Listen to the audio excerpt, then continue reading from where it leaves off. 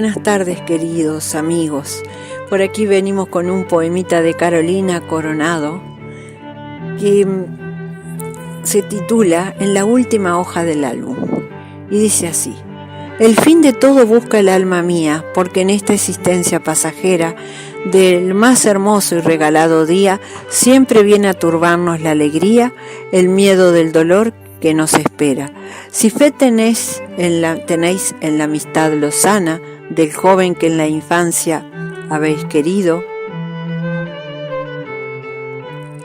desvanecida como sombra vana, por otra nueva dejaréis mañana esa tierna amistad en el olvido.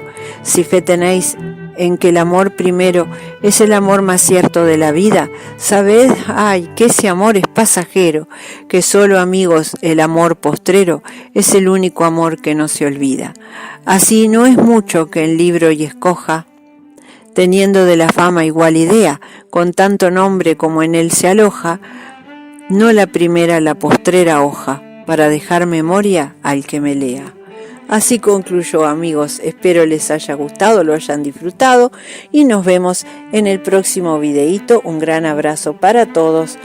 Sigan aquí alegrándose la visual y nos vemos en el próximo videíto. Hasta pronto, sean felices.